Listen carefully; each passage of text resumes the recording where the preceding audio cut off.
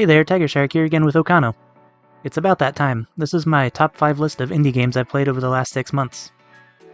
I am including some demos in this list because frankly they're just that much better than some of the other games I played. Side note, I finally hit 100 subscribers and that's super cool. Thanks a million to everybody who actually took the time to do that. Anyway, let's go ahead and start with number 5. Brain Marmalade. In my review I had a lot of negative thoughts, but that doesn't mean I didn't enjoy the game. I loved the art style and the combat was unique and interesting. The platforming with all the hazards was pretty challenging and fun, though it got really hard in the end. I loved the boss designs, but the fights themselves were pretty badly executed. And the health system was really annoying as well. But obviously I liked it enough to finish it and put it at number 5 on this list. Number 4 and number 3 are both demos, and it's really hard for me to decide which one I want to put in which place, so I'm just gonna pick one. Number 4 is My Beautiful Paper Smile. It has a very similar hand-drawn art style to Brain Marmalade, though the gameplay is more like a point-and-click adventure game. It's kind of a horror game, the art is grotesque and sometimes disturbing, but it's the absolute weirdness that keeps my attention.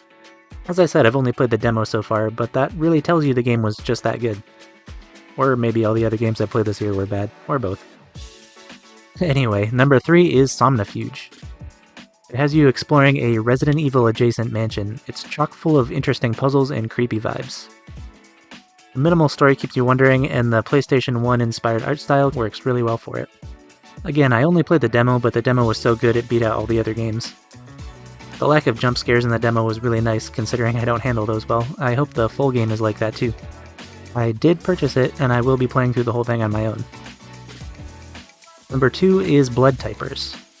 Again, I only played the demo, but that was enough to really intrigue me. The gameplay is unique. You can only move and interact with the world by typing the words that appear on screen. It's a bit hard to get used to at first, but once you've played a bit, it starts to get easier. Obviously, the better you are at typing, the easier a time you'll have. The art is also cool, and the multiple characters with various abilities reminds me of Resident Evil Outbreak. The story is a bit vague, but that's normal for this kind of game. Even without the typing gimmick, I think this game would have been pretty good. But it's the typing that sets it apart from every other game in this genre. This genre being games that are like Resident Evil. Now on to number 1, Fly Knight. Fly Knight is a first-person Kingsfield-inspired game where you play as, you guessed it, a Fly Knight. The combat is solid. You can target individual parts of enemies to chop off limbs and limit their ability to fight back. And different weapon types are more or less effective versus different things, like swords cut off limbs easily and maces can break shields or crush heads. There's a really good variety of enemies, and there's even a fishing minigame. The boss designs were great, although they were a bit too easy in my opinion. I actually played through the entire game, which I feel like is rare for me considering my attention span. I even decided to do a game giveaway for funsies, and I bought the game for somebody. I'll do another one of those soon, probably. So anyway, this has been my top 5 favorite games I played in the last 6 months. If there are any games you'd like to see me review, let me know in the comments. And I almost never ask this, but if you enjoy my content, please consider liking and subscribing.